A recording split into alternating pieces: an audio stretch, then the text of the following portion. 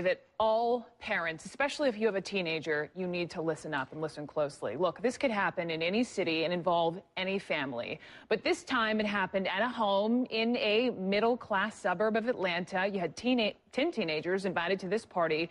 Dozens end up showing up. So a girl fight, some kind of girl fight breaks out. A young man gets hit, so he can't apparently bring himself to hit a girl. So what does he do? He says he's going to strike at the next man who walks by. And that young man just so happens to be 18-year-old Bobby Tillman. A total of 4 young men are charged with brutally stomping and beating Tillman to death. And Bobby Tillman's mother is left to cope with the loss of her only son. Shot all up in the car, hit me 7 times on my stomach, my neck, my jaw, my hand, my back. Almost hit me like 2 inches away from my spine. Like, it was crazy. I was in the hospital for maybe a month. It was the mother of a son that was gunned down. I really can't comprehend why they're still happening, but something is missing for the young men. These kids have no hope. They don't care if they die, some of them. But you need to have a hope and teach your sons hope that they can live and be men, productive. Idle time is the devil's playground. When you're doing something with your time, then you can survive. But when you're not doing nothing with your time and you just out here with just every other thug, then you gonna get a thug lifestyle, you know what I'm saying? Being my age in Chicago was like being old. I'm 28 years old. You know what I'm saying? The life expectancy in the hood, you know what I'm saying, and statistically ain't that long, you know what I'm saying? So 25 might be old, you know what I'm saying? 21 might be old. The casket's getting shorter and shorter nowadays. It's almost as if there is no sensitivity to life. There is just too many young people killing one another. But there's a clip that I found on YouTube, and I just met her personally, was the mother of Bobby Tillman. Many of you have heard of this story. From Douglasville. From Douglasville. Yes. The young man who got killed was about 2 years ago? 2 years ago. Maybe a little longer. Yeah, 2011, 2012. Let us just watch this right quick and watch Bobby Tillman's mom on CNN. Dozens of stories about what happened to my son. I'm not completely sure which one to believe, and I was advised by the DA just to wait for him to inform me that they're gathering that evidence right now as we speak, I'm sure, and they're getting to the bottom of everything, and they'll have all the facts of what happened to my son that night for me. Fact in terms of Saturday night. Yes, Saturday night. Saturday night. And also, though, the fact is the last time you spoke with your son was Saturday night. The last time I heard from my son, I sent him a text. I changed his laptop screensaver to like some trees with flowers and things, and I took a picture. My daughter took a picture, and we sent it to him, and he was like, "Not cool, Mom. Put LeBron James back." So that was the last text I received from my son. That was at 8:22 p.m. Saturday. 8:22 p.m. Yes, so sometime after that, what happened to him did. And what happened was he's at this party. Well, I received a call from one of his best friends. Actually, my daughter did. I texted him because Bobby was very good with letting me know where he was when he's on his way home. He had a 2 a.m. curfew. He was responsible. Absolutely. Good I kid. had no reason not to trust my son, but I hadn't heard from him, and it was 1:45, and we also had that extra hour because of the time change. Right. So I'm like, okay, let me text him just to make sure he's fine and he's safe. I didn't hear back.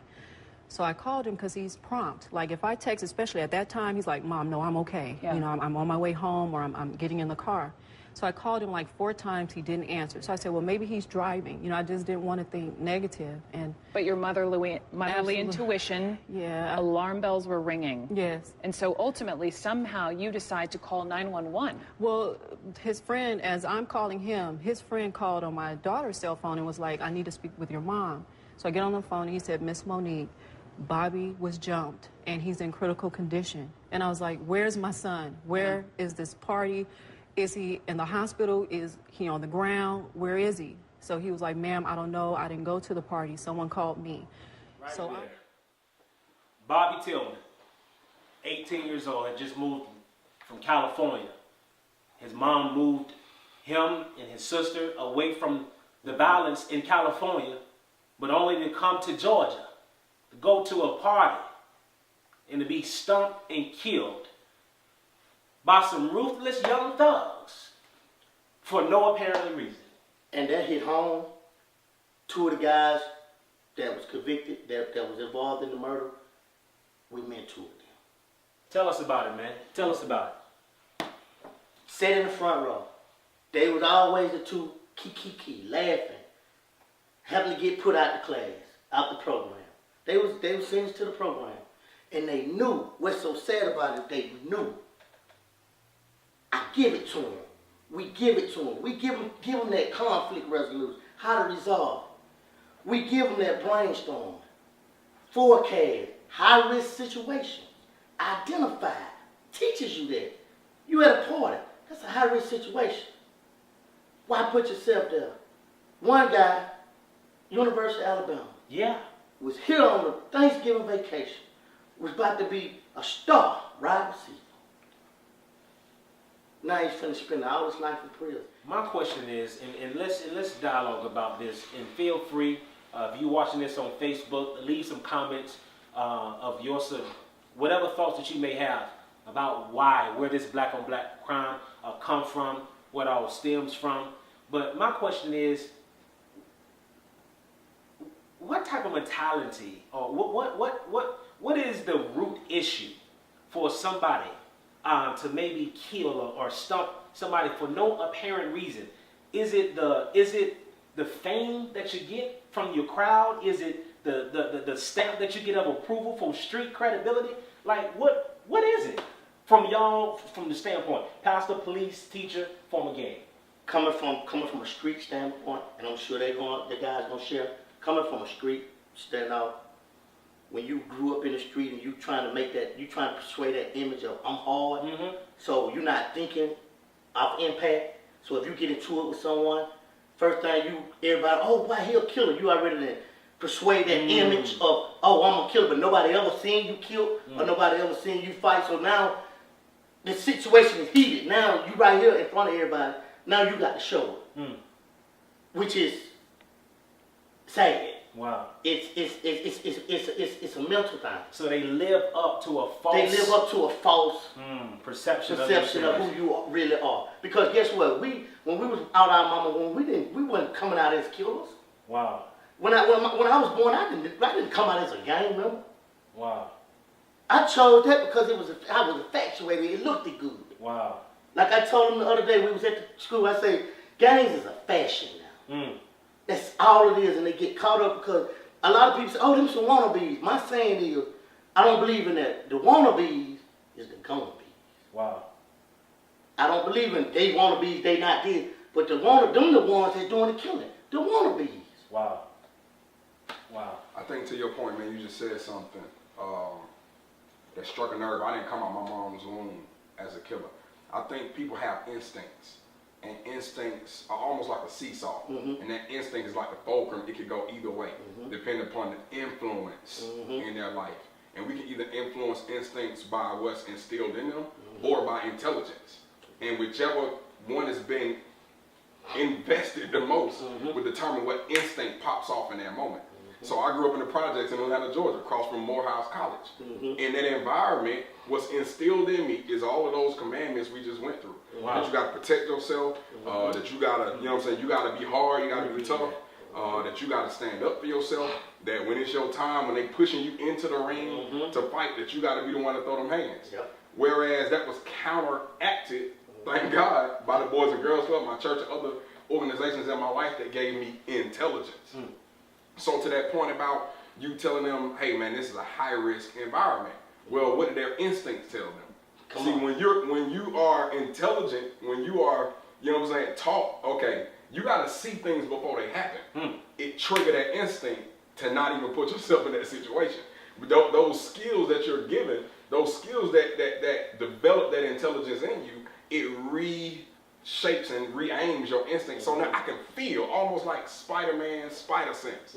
I could feel in the hood when something finna go down. You know what I'm saying? Like, you know what I'm saying? Like, okay, it's dark, street lights on, It's a car coming up the driveway with no lights on. Your instincts drive by. So my intelligence tells me get somewhere behind a brick wall and get your butt on the ground. Yeah. So when it comes to an environment that I realize I could potentially lose the faculties of my intelligence, my instincts to tell me get out. Wow. Get out. Go home. Call your mama. Call your daddy. Don't go. Or if I hear, hey, this is gonna go down at this spot, this party, no parents gonna be there, there's gonna be some liquor there, some weed there. Instinct should tell me, don't even put yourself in that situation. Because now I have stripped my own self of my intelligent faculties. Let me tell you, Great point. you know what? I want you to say what you're going to say. Great. And to your point of the commandments of the hood, I just want to read these off to you. Because many of you, I just learned this the other day. The reason why they don't respond in instinct is, could it be because the commandments of the hood tells them, thou shalt not snitch, thou shalt handle thy business, thou shalt do what thou gotta do, thou shalt not be a punk, thou shalt get thy respect, thou shalt get thy money on, thou shalt put in work, thou shalt carry a gun, thou shalt recruit, thou shalt be down with thy set, hood, or crew, and here it is, last one, thou shalt be down for the homeboy, right or wrong. First things first, acknowledge that I see, and I'm sure we all see, young people who, whether they've heard those read the way they were just read, live by those precepts daily. And it's a sad, very sad reality. That right there is pregnant with enough for a whole segment by itself. But I want to jump on to what Darryl said about the intelligence and how, when we're talking about the youth, it takes someone to give them that intelligence. But where, in the absence of grown-ups to provide that intelligence, they'll receive that intelligence from their peers, which that's the blind leading the blind. The difference, and I see this daily, the real difference between kids who are successful and kids who aren't successful, whether it's in the classroom with their grades or life decision making, the real difference between kids who are successful and kids who aren't successful is the time investment of adults. The time investment, somebody to pour into them and to share with them the ideas that they need to have. So this is a remedy. Yeah, so to show them those alternatives, but at the same time, it's a multifaceted image. Kids don't care what you know until they know that you care. Woo! Say it. So the message that I try to share is kind of threefold. I reach them first to say, look, I believe in you. I believe in you. As you are right now. I don't believe in who you could be. As you are right now, I believe in you. And because I believe in you, I want a good life for you.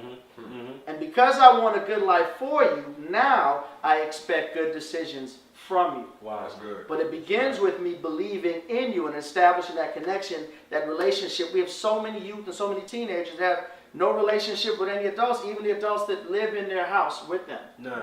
They're lacking that relationship, and the only influence they're getting is from other teenagers who are lost by themselves.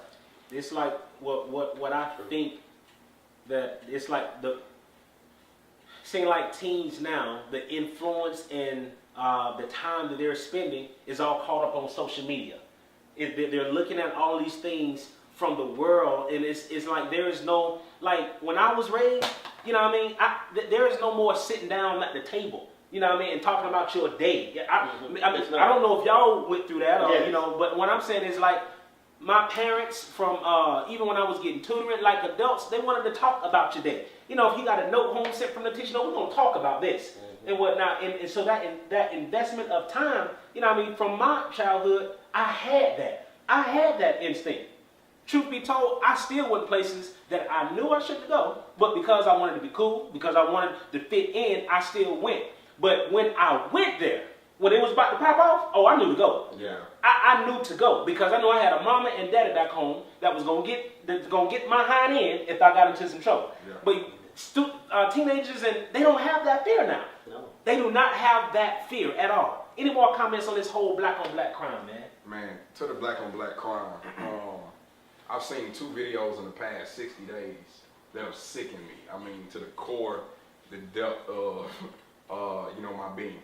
One being the murder of Michael Brown. Yeah. And not just the murder, that they left his his body in the street for so many hours. Yeah. And you can see the blood streaming down the street. But I saw one equally as sickening, and it was black on black crime. I was on CNN, and it was in like a convenience store in New York.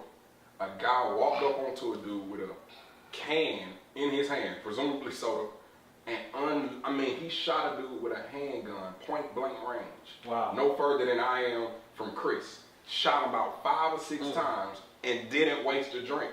Wow. Dude had an open can in his hand, pop, pop, pop, pop, hit the dude 5 or 6 times, no more than 8 feet away from him, stepped over his body and walked out. Wow. In the convenience store camera, the dude's foot is twitching. Wow. He's holding on to his life. Here's what made me sick. 3 more black guys stepped over his body. Wow. With cell phones in their hand. Record. One by one, and just walked out of the store. Didn't stop to pick him up. Didn't use the cell phone to call the police. 3 more black guys after him stepped over his body and politely walked out of the store as if they didn't just see one of their partners. I wanted to make an interesting point that might take the conversation somewhere else, but this is something that nobody, including the corporate media, that don't talk about when we discuss black on black crime.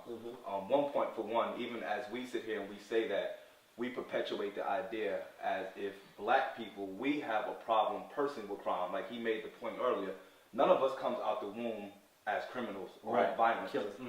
It is a learned behavior. But one thing that we have to identify that it's an economic issue. It's not a black people issue, all right? Because if you go anywhere in the world, low-income people commit the most crimes because they don't have anything. And that's the point that we continually miss.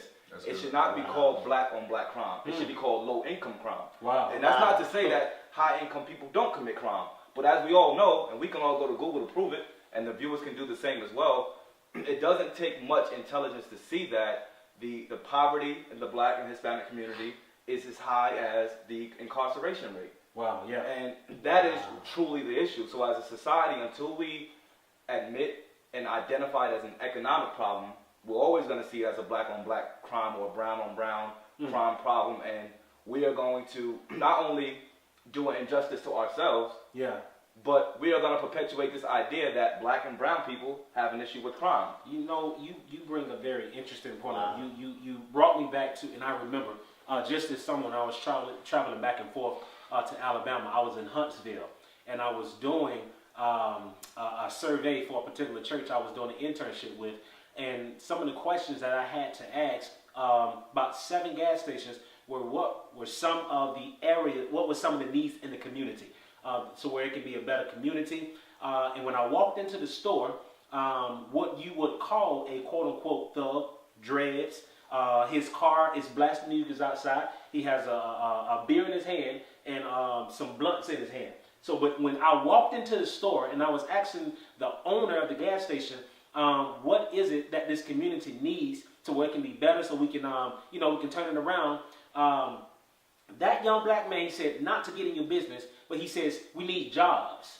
He said we need the police to get off our back and people to hire us, those who have had a past trouble and whatnot. But he says we need a break. He says, man, I'm elated that you would even care. He says, don't nobody care about us.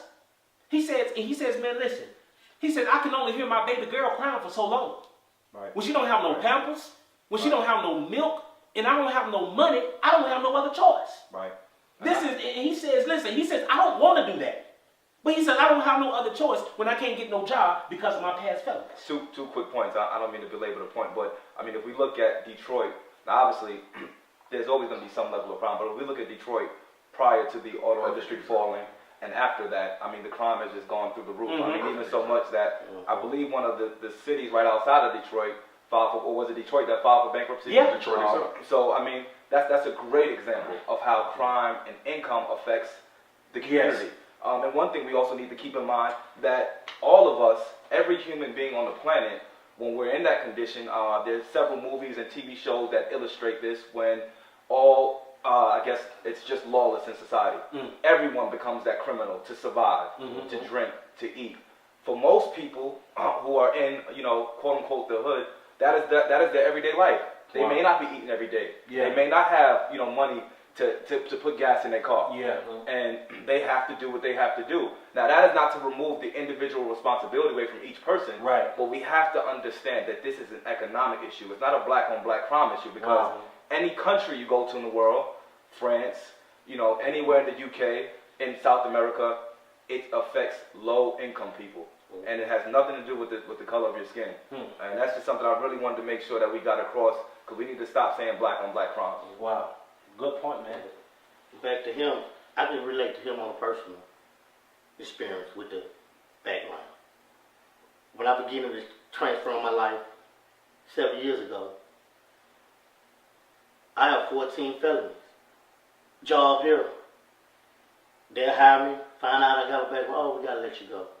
And it was hard, but the strength that I believed in God, you know, carried me on to I am today as a supervisor at a job. You know, I never thought I would be in a position today, you know, that way. So when you get to that point in the door, I hate being rejected. Yeah, man. When you trying, you done been to prison. You want to change. You hiring. I qualified. I can drive this forklift. I can build this wall. Wow. But you hire somebody that don't even got the experience over me. The viewers that's listening, they got to pass along second chance. Wow. Because guess what? If you're a convicted felon and you get a job, guess what? You're gonna stay on that job, because guess what? It's hard to get another job. So if you don't hire the convicted felons, that's when the crime get back in the community. Well, the rhetorical question is, do we believe that the prison system exists to rehabilitate its clients, or does it just exist to incarcerate its clients? Because if it truly rehabilitates its clients, then we should accept the product that it produces as a rehabilitated individual and offer the second chance that we know that they need. Because like we all agree, if the second chance doesn't exist, then you get caught in that whirlwind of bad decisions. Well, let me say this, and make no mistake about it, and this is not in any way just being honest, the prison system exists to make profits. We have to accept the reality that money is the lifeblood of every institution in our country, and people don't want to have that honest conversation. Wow. Okay, you have to understand that there is a private prison system, right, that the government allows to house our criminals, okay? Even in New Jersey, I believe Governor Chris Christie, he was guarantee him a 90% incarceration rate in order for them to take over the New Jersey prison system. Wow. And again, if you look at it, we have the most laws out of any country in the world. Wow. And you have to understand that this is simply about money in every facet. And until we understand that, and until we accept that, nothing will ever change. We need to reach them with the message that economics is the thing that levels the economic playing field. And then we have to create a culture in society that makes that true for the individuals. I'll tell you that I see kids on a daily basis where they either aren't receiving the message that education is important anymore, or they aren't fully believing that as being true. People are telling me that education is important, but I don't know if I fully accept that as the teenage mentality today. And then there are certain instances where teenage individuals have invested their time and activities to become educated, but don't find the job opportunities that they need. Like I was saying, create a culture in a society that makes it still true today that education is the thing that levels the economic playing field. I think, to your point, I have no problem with, quite frankly, the system, if we want to use that word, with all this ambiguity to describe all the different things working around us. I think the problem comes when the system is propagated to be one thing that it's not really that in essence. So to Christian's point, you know, the correctional facilities are propagated to be one thing, but in essence, they're not that thing. I think the same is true of education. It's propagated to be one thing, but in essence, it's not really that. Back to his point, it's about economics.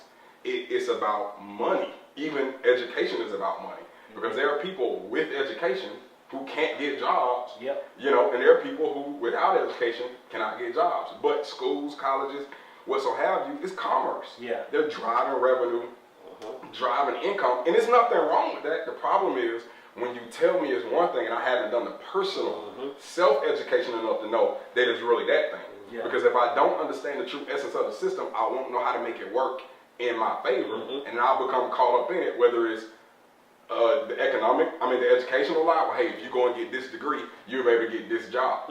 Well, don't tell me that. If I want to get that degree, let me get that degree for me, right? Yeah. If I think that this degree is going to bring me that outcome and I don't get that outcome, I've been lied to about that degree, just like I've been lied to about the fact that those who go into these facilities will come out corrected. Yeah. When in actuality, they become recidivists. They go back in that same cycle. So I believe these systems, as long as we know for ourselves this is what it's really about, then we get the proper education. To Casey's point, science, math, social studies, all those things are useful. But the true education we need is financial education. Yeah. When financial education is lacking, we then become business units in somebody else's cycle or somebody else's system. A prisoner is a business unit in a correctional system, and a student is a business unit in an educational system. Until I educate myself that it's financial education I need, and how can I use this powerful tool between my ears and behind my eyes to generate my own economic system.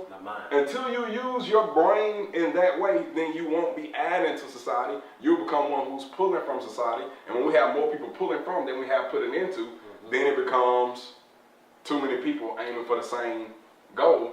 And that's where the ugliness of capitalism overwhelms the beauty of capitalism. The beauty of capitalism is you can go get what you want to get. If you educate yourself to do it, if you work the system the way the system is supposed to be worked, and if you're self-educated in that way, then in many ways, 1 + 1 will equal 2 for you. And vice versa. The ugly of capitalism is if I don't go the extra mile to educate myself beyond what my environment is giving me, then chances are I become a victim of my environment. To the point about what the dude said earlier, 2 people can be in the same environment and have 2 different experiences. Wow. Yeah. 2 people can be in the same environment and have 2 different experiences. And to me, the difference is education. Awesome. You know, one thing I want to say before we wrap this up and transition is this here is a good view that depicts that all African American men in America, we're not all thugs, we're not all gangsters, we're not all criminals, we're not what media predicts us to be. We are sitting right here having a very intellectual conversation, and these are the things that needs to be displayed across our airways and media. People are dying in these streets in every way. You got mamas crying every single day, and I don't know what I'm gonna do, but we gotta make the world a better place. We gotta make a change. Why we gotta fight? It ain't right. If you wanna handle something, just relax on one. I know it can be hard sometimes. Keep on running, don't get left behind. It ain't worth it. You don't wanna make life worthless. Before you go and make up your mind, think why we gotta fight, fight, fight, fight, fight. Why we gotta fight, fight, fight, fight, fight. Why we gotta fight, fight, fight, your mind, mind. Why we gotta fight, fight, fight, fight, mind, mind. Why we gotta fight. The next person that walks by, let's go ahead and jump on him. You got him on the ground. You kick him in the ribs a couple times, cause to his heart now he's dead. Yeah. Now what you gonna do? An innocent child died just cause of you. Now you gotta suffer cause it's gone, and you're locked up all alone in yourself for your life. Like why we gotta fight? It ain't right. If you wanna handle something, just relax on the wine. I know it can be hard sometimes. Keep on running, don't get left behind. It ain't worth it. You don't wanna make life worthless. Before you go and make up your mind, think why we gotta fight, yeah. Why we gotta fight, fight, fight, fight, fight. Why we gotta fight, fighting with your mind. Why we gotta fight, fighting with your mind. Why we gotta, and I don't know